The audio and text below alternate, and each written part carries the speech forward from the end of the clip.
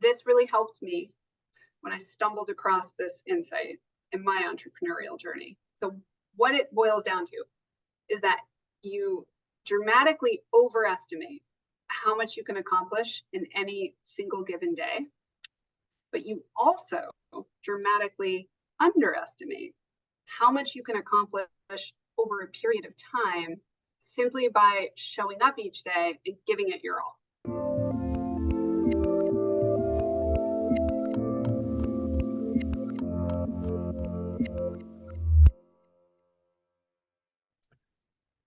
Hey everyone, this is Devin Miller here with another episode of The Inventive Journey. I'm your host, Devin Miller, the serial entrepreneur that's grown several startups into 7- and 8-figure businesses, as well as the founder and CEO of Miller IP Law, where he helps startups and small businesses with their patents and trademarks. If you ever need help with yours, just go to strategymeeting.com, grab some time with us to chat, and we're always here to help. Now, today we've got another great guest on the podcast, Breen Sullivan.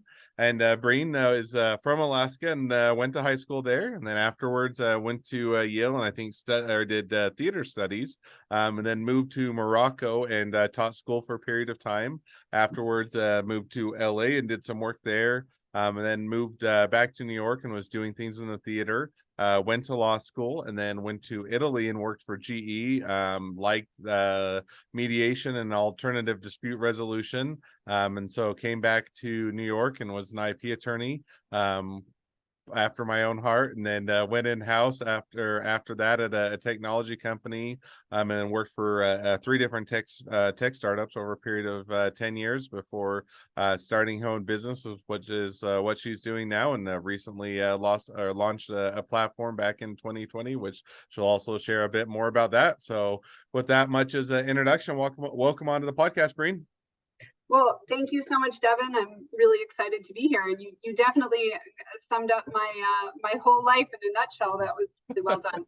All right. Well, if we could all sum up our lives in 30 seconds, I guess it means that we've had a good journey. So I took your life and then condensed it to the 30-second version, but let's go back and unpack that a bit. So tell us a little bit about how your journey got started in Alaska and going to high school there. Yeah, absolutely. So like you said, I was born and raised in Alaska. That actually makes me a sourdough. That is the technical term. There aren't that many of us. It is true. I was actually born on a tiny little rainforest island called Ketchikan. Ketchikan, Alaska is where I'm from. But we left the small island. I ended up going to school, like grade school, junior high, high school, largely in Anchorage, which is the big city in Alaska, if you call it that. It has gotten bigger since, back when I was there. So yes, it was a fantastic place to grow up in many respects. There was a lot that I would not change for the world. Interesting fact, it actually does not snow in Ketchikan, Alaska. It's a rainforest. So the first time I saw snow was in the lower 48, which usually blows people's minds. But yeah, so born and raised there, went to college in New Haven, Connecticut, went to Yale. So New Haven, for me, that was a tropical climate because it was daylight in the morning when it was cold and it was dark at night when it was warm, which those things don't exist in Alaska. So growing up in Alaska, that having that adjustment I'm probably the one student in the history of Yale that felt like I was moving to a tropical climate in New Haven, Connecticut. So now, one maybe quick question. So you went to Yale and I think you did theater studies. Is that right? Well, so I was undergrad there, and yes, I was a theater studies major. The way people often get confused when I say that, they think of the MFA program. The drama school at Yale is, incredibly famous. That was not where I was. I was an undergrad. So yes, that was my major. But when you're an undergrad at Yale, you still get a well-rounded education, regardless of major. Awesome. So, and one maybe just to follow up to that, what was motivation? Did you always picture being an actress or being in the movies or doing, commercials or being on Broadway, or what was the path that you were envisioning as you're going into that? Well, I was pragmatic enough to realize pretty early on that Broadway was probably out of the question because I have a very bad instrument. So anyone that knows me, internally, like I cannot sing at all. So I am not a triple threat. That was just not even in the cards. So, I never had that illusion. I loved theater. I loved that. I think more than anything else, I love kind of the intellectual side of theater. The thought process, the motivations, just what drives people to do things. And I firmly believe that all the world is a stage, in fact. So, being a lawyer, whatever you do, whatever you're pursuing in this life, you are an actor. You are on stage. So I think the kind of philosophical, intellectual parts of it, I was probably the most interested in. I also did love performing, but so sure, fantasies of that. But I moved to LA. This was after Morocco, which you had mentioned. But I was in and out in less than a year. I did try. I actually made a couple of commercials. I was on Mad TV a few times. There is indeed a reel of me somewhere out there that I think I made my parents unpublish on YouTube because it was just like, oh my God. But no, in the end, not for me. I mean, I'm a kid from Alaska that grew up without a television, so I had no place in Hollywood in the early aughts. Didn't make sense. Well, fair enough. And once it hits the internet, it never quite disappears. So there's probably a reel out there somewhere. But that's great. So now you did that, and you graduated, and I think after you tried a few things, you moved to Morocco and taught at school. Is that right? I did indeed. I moved to Casablanca, Morocco. I taught in the American school there. It was amazing. It was an incredible experience. Now, my timing in my life has been really impeccable.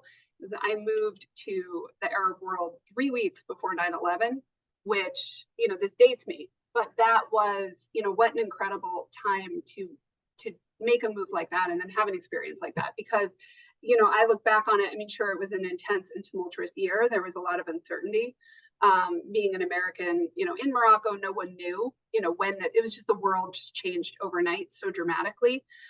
But being able to have that perspective of not just listening to Fox News or CNN or even the BBC, but rather Al Jazeera, having other perspectives, living in a different culture, living in this North African culture when this was happening, all over the global landscape. It enabled me to, it was really, really valuable as a young person to be forced into having that kind of perspective.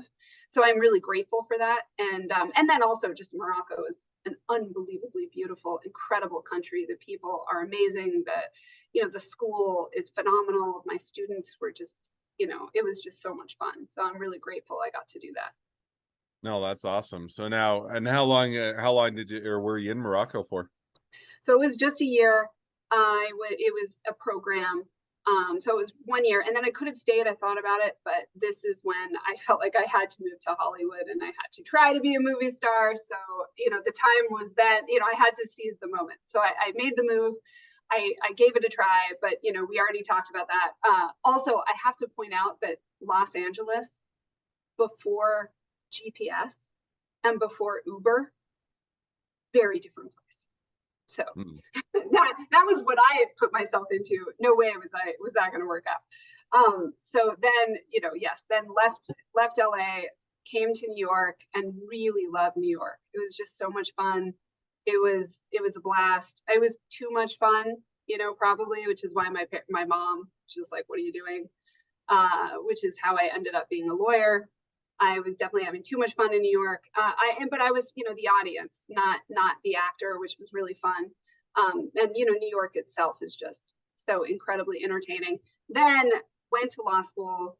And maybe just one quick question. So, I mean, you went to LA and then you came to New York. Sounds like you made a pretty good go of it, or an effort to get into the acting, theater, arts kind of industry.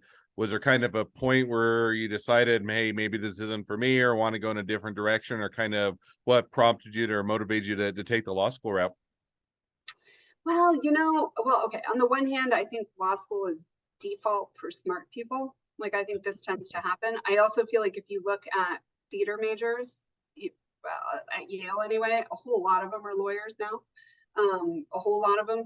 The ones that are not lawyers are the ones that, really just pounded the pavement and didn't stop from the time we graduated till now. And, it's incredible to see their success in so many different ways. I have, the Yale Mafia is real. It's, I have friends doing incredible things that are, friends that are now very well known and very talented.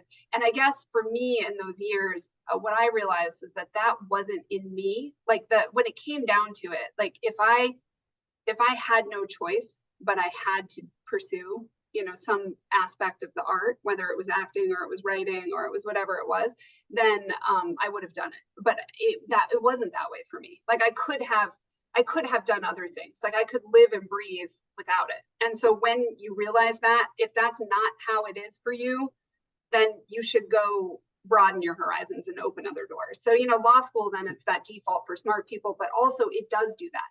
It broadens horizons, it opens doors. And I 100% love the education of law school so much. And, there are issues with the profession of law and the practice of law and, how myopic and, we could have a whole podcast on that. But I do think law school in and of itself, that education is valuable. It changes how you perceive the world around you. And no matter who you are and what you're trying to pursue, that additional insight is valuable. No, so I love that. Makes perfect sense. So now you go off to law school, and then you studied intellectual property, or got into intellectual property. Is that kind of the path you took in law school? Or because I know we also talked a little bit before, and you like mediation and alternative dispute resolution. So kind of so you go to law school. Where'd you go from there? Yeah, no, I definitely wasn't focused on IP in law school. If anything, I was very interested in dispute resolution, and then specifically kind of like international dispute resolution, mediation, really fascinated by that. Kind of the fact that there is no like world court. I mean, there are some versions, but not really, right? There's different types of law and different schools of thought and different systems in different countries. And I was just really fascinated by that. So on Tulane, New Orleans is a great place if you have that kind of global perspective. There are amazing professors there. They have a great international program. So no, actually, that was my focus more than anything else in law school. That's why I ended up moving to Italy after law school to work for General Electric in Florence. It was because of that interest and because of pursuing that in law school that I developed relationships with General Electric, and then went and did this program with them, because even though it was the litigation team, litigation in an international context like that is oftentimes international dispute resolution. That's what it is, because when it's, these global scale disputes, you're especially construction, in that world, you're talking about governments, and you're talking about different systems of law, and you're talking about arbitration. So that was my focus. But what happened was that in order to pull it all together in law school, it made sense to find a big law firm where I could go join as an associate, and then go to Italy and work for GE, but do that on secondment, essentially, while I already had the job secured at the large law firm in New York. So that's how I ended up being an IP lawyer. Like that was the job I got. I feel like law school is kind of like that. This was my experience with law school. It's, many people who ended up being whatever their discipline ended up being, they didn't start out knowing that even existed. They just kind of found themselves there because that was the firm that hired them, or, the job they got. No, makes perfect sense, and sounds like a good journey and I agree. There's a lot of times some people go into law school knowing what they want to do. A lot of them you figure it out as you get out there, and some people figure out they don't want to be a lawyer. They go in a different direction. So it takes all types. So now you went to Italy, worked for GE for a period of time, came back and did IP law with the bigger New York law firm. And then I think at some point you mentioned that you ended up going in-house and working for a few different tech startups for a period of time. Is that right? Yes, that's what I did. So when I landed back in that big law firm in New York, IP lawyer, then specifically international trademark law, which was very interesting for a year and a half. And then it wasn't interesting to me anymore, and didn't play to my strengths, and just not, I really was concerned maybe I made a mistake. I liked the international part, but I didn't like the day-to-day grind of what I was doing. And so I was worried, and I was starting to think outside the box and look at other, just totally radically, like, how can I pivot? How can I shift? And I knew someone I went to college with. He had founded this energy efficiency startup in New York, and it was really early days for that company, but I loved the mission. He is one of the smartest people I know I've ever met in my life. And I just started talking to him over a period of several months, just basically trying to teach myself everything I could about energy efficiency, and basically just convincing him, look, I don't really know what an in-house lawyer would do for a company like yours, but I have a feeling I could do something. And I also just love what you're doing. And no matter what, I know I could just bring value in some way. So I would love to just help you push this mission forward, because I really cared about it. And that was a big part that was missing for me at the big law firm. When you're assisting these very large clients and you're kind of a cog in the wheel, there's a lot of bureaucracy. You don't feel like you are entrepreneurial. You're not part of a team. You're not building something. I didn't feel that way. And so I really wanted that. And also he was very mission driven, which is very important to me. And so that was great. So I ended up being his first in-house legal hire. And I was there for 3 years. The business was very complex just because of the nature of energy efficiency. There was a lot going on. And it was an incredible opportunity. Like, I look back on it and I feel like it was law school, except for it was general counsel school. And so even though I earned a salary, like, I would have paid for that. It was just so valuable because it really taught me, it taught me all aspects of what it means to be in-house, which, no one teaches you. You don't learn that in law school. You have to do it. You have to learn by doing. So I was there for 3 years, just absolutely loved it. Company grew a lot. I grew a lot. And then I went to a data analytics company, and then I went to an ed tech company. So kind of, in one maybe follow-up question. So, get into startups, go to the school for general counsel, so to speak, and enjoy it and get a good education, in the real world, so to speak. Now, what made you switch between the different startups, or kind of what motivated the transition between the few different companies? I think in the moment, it was just part of the, that it was exciting. Like, I know when I was leaving the energy efficiency company, at the time it was a data analytics company. It has since evolved into more of a marketing company. Kind of found its stride. That company itself has grown and pivoted. But back when I was being recruited to join that company, it was really on the cutting edge of data science and data analytics, and it was a very exciting opportunity, and just exciting team, and it felt like that kind of next level up of the company. Also had more revenue, so it was like a larger company. So it really just was that. It was just kind of like ready to try another adventure. And then that was a whole lot of fun as well. It was really exciting. There was, in all 3 companies, there was a lot of growth, during the course of me being, over the tenure of the time that I was with the company. So it was really, really fun to be a part of that growth and to watch the growth, and also to learn and grow as the company is growing. You learn and grow and have to accommodate those new needs. So it's kind of like you're looking for bigger and bigger opportunities or companies. So I feel like I followed that trajectory. The third company, similar story. It was a private equity portfolio company in the education technology space, and had 500 employees and spanned, multiple states and 2 different countries. So also the opportunity there was to be the chief administrative officer. So it was to oversee legal, but also human resources. So that was, also appealing, because it was, it was a stretch, and it was a stretch. I mean, every time I made a jump, things got harder, which I guess is the point, which is what you're trying to do. It's like, kind of like, you feel like, where's the next peak I have to scale? Or, what am I, like, you have to be, like, I feel like if you're not feeling uncomfortable and kind of stretched, then I get nervous about that, because then I feel like, what are you doing? Are you kind of treading water? Like, I don't know, which I guess leads me partially to why I'm doing what I'm doing now, which is, there were a few reasons. One, I just had a couple of insights over the course of being at these 3 companies that I couldn't stop thinking about once I noticed them. And so that was number one. And number two, certainly if I was looking for another peak to scale, wow, I found it. I mean, like there's literally nothing harder than trying to build your own thing. It is so hard.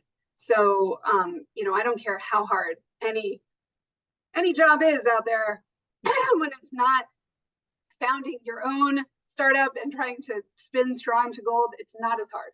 I really think that. So in that sense, looking for the next challenge, I definitely found it. But the insights that I had when I was in-house at those companies, partially it's because they were three different companies, in terms of how they were structured and how they were funded. And the reason why this is relevant is because it impacted how they thought about governance, how they thought about their boards, or if they thought about it at all. But whether or not they had advisory boards, they thought about advisory boards, did they have governing boards and independent director seats that were unfilled or that they were trying to fill? What was it a priority? Were they leveraging them? So this was something I was experiencing, and I could see from my unique vantage point, being at these companies, but like from the legal perspective, you have visibility into that, which a lot of people just don't have visibility into it. And then also I was connected to large networks of general counsel, and they were seeing similar things. So the trend, like what I was seeing at my company is what all these GCs I knew, what they were seeing, it really boiled down to kind of a lack of like companies just kind of under leveraging their boards, full stop. Like regardless of who would be tapped to fill those seats, a lot of times companies just weren't prioritizing the time, the energy, maybe, sure, recruiter fees, or they weren't necessarily making that a priority to really think strategically about those boards and who would be best suited, what skill set, who to bring on those boards. So I saw that. And then and also it dawned on me that people are constantly talking about diversity on boards and getting women onto boards, and they're talking about a small number of board opportunities that are available or board seats that are filled, and everyone's ignoring this giant kind of unspoken reality of millions of companies out there that aren't actively searching for candidates to fill their boards. So so that was one big insight. So now maybe one there. So you decided to make the jump, said, okay, I've worked with a lot of startups. I've also had in-house counsel experience and, kind of a culmination or aggregation of all of that experience. And I agree. I think that unless you've actually done a startup or a small business, you've actually made the leap and ran it yourself. It is just one where you can't otherwise hear about or get that experience any other way. And at least, I'm in agreement with you. It is one of the hardest things that you can do. I don't know if I'm going to say the absolute hardest, because there are probably harder things, but it is certainly up on that list of very hard things that you can do. So now, when did you make the leap, and when did you start the company, and kind of how has it gone since you've jumped over and started doing that? Yeah. So the things, when I was noticing this under leveraging of boards, and then I started noticing male colleagues around me at these companies serving on boards and having that, like, help them kind of make the case that they were strategic and not tactical, or get promoted, or, then they were investing and they were accessing these networks. But my female colleagues were not doing that. And it wasn't because we didn't want to, it was because there was no easy place for us to go. There was no marketplace that was aggregating them. There was no access. And I saw so clearly how that would help me personally in my own GC career. So I started to have this thought probably around 2018, 2017, 2018. And then it really formalized into a pretty clear idea. Like at the end of 2018, I started talking about it to everyone who would listen to me. And it was like the fall of 2018. And a reporter wrote an article about it. But really all it was an idea and focus groups I was running. I was essentially emailing groups of general counsel and founders that I knew and asking them to meet me at a WeWork and just, talk about it. And then it got picked up. There's this article written, and just kind of overnight, the website I had built, and this is while I'm still a general counsel by day, just blows up, and hundreds of GCs are applying and want to join and want to be part of this thing. And so it started to pick up steam. It wasn't until 2020, really mid 2020, when I realized, okay, this can be a company in its own right. Now it's very difficult, figuring out how to productize, how to monetize the value that we have created for the different stakeholders that come into our market network and get value. But it is possible to do that, and this can and should be a company that can scale and that can drive systemic change when it comes to the demographics of private company boards and cap tables in this country, which I think is a very worthy mission. But also it can make a lot of money. So, it's just not going to be easy, but there's an opportunity. And I really saw that like the summer of 2020, and then the stars aligned where, it worked out. It was easy for me to be able to step away from the CAO position I had and start doing this full time. And I just dove in, and that was like, mid-late 2020. And now and so we were able to take, once we really understood this could be a company in its own right, we were already toying with the idea of like getting this all into a technology platform that would help facilitate the exchanges. That's been a lot of the progress we've made since then, the last 2.5 years of moving platform to platform, building out platforms. And now we have this AI-powered, preference-based, very efficient matching platform, and we have 800 companies that are now in the ecosystem, committed to the ecosystem.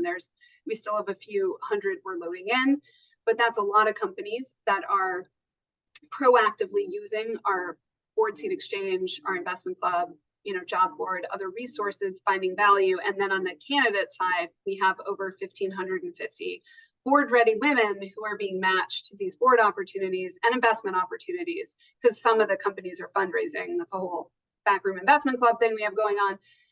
So, now we're able to orchestrate that value in a platform that people can access through memberships. Awesome. Sounds like definitely a great journey and a great kickoff to the business, and hopefully it continues to proceed forward and even and continues to be successful. So, well, now as we've caught up to the present day of the journey, and the great time to transition to the two questions that I always ask at the end of each episode. Now, before we dive into those last two questions, Breen has been great and sponsored this episode and doing a free water bottle giveaway for entrepreneurial water bottles, which I love, and it really just makes it a fun time.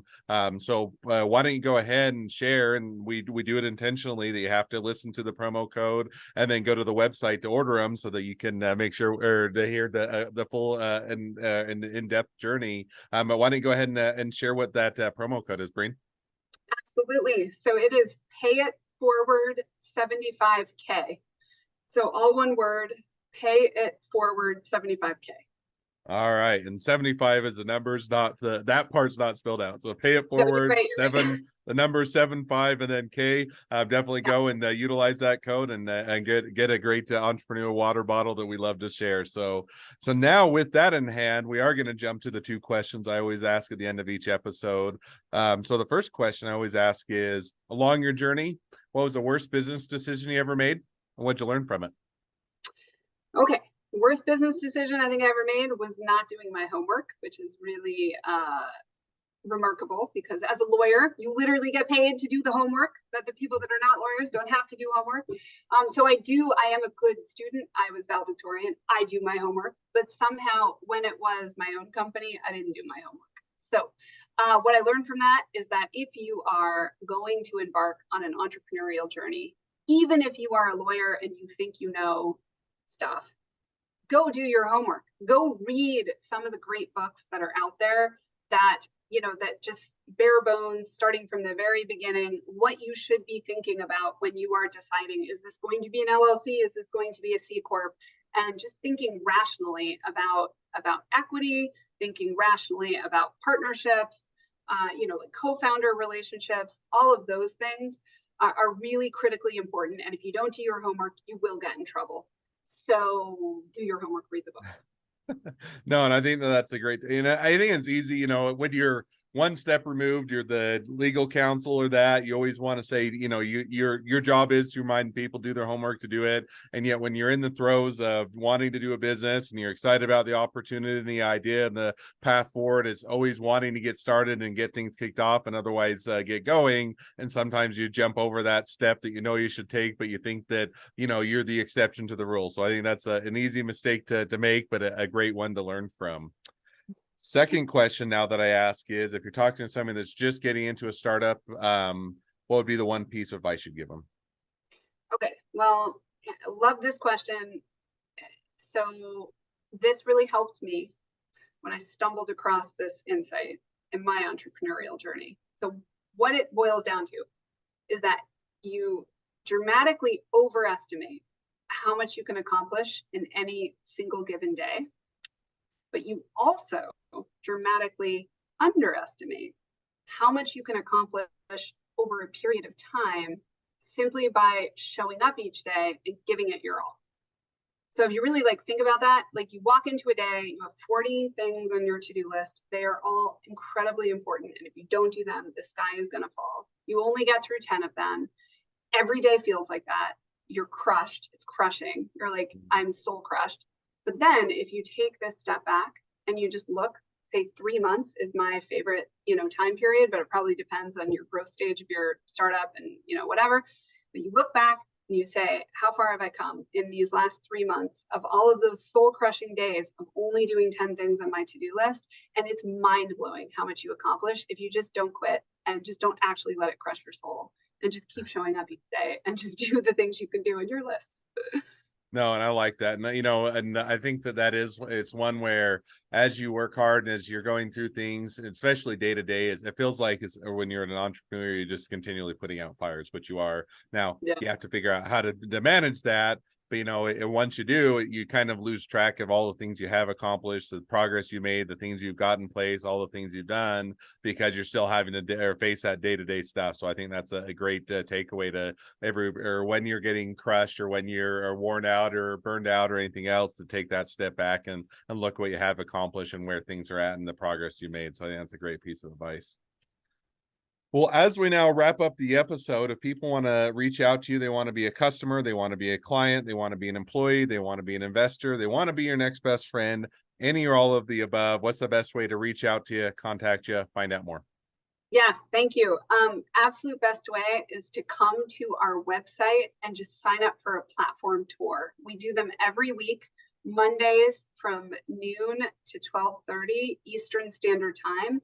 When you come to our website, which is just thefourthfloor.co, not .com, but .co, and it's all written out, no numbers, TheFloorFloor.co. It's right on the homepage. It's right at the top of the page. You can sign up for a platform tour. If you click the button, you can sign up for any Monday slot.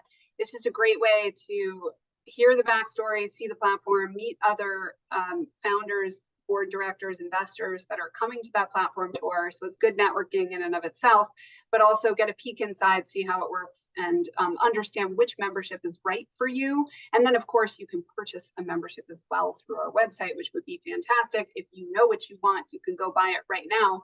We retroactively vet people. So you don't have to go through, you don't have to wait. You can access it right away. We'll let you know within 30 days if there's an issue. We'd refund you if you don't meet the criteria.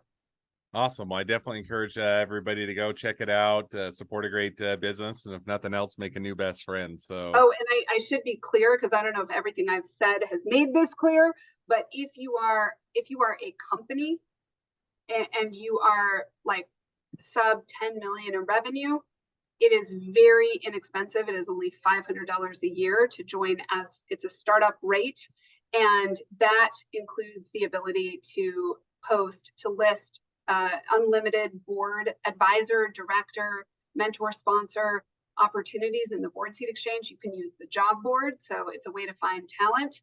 And if you are a woman-led or BIPOC-led startup, you can seek funding in the back room. Now that is a little more expensive, but not much. It's only $1,000 a year.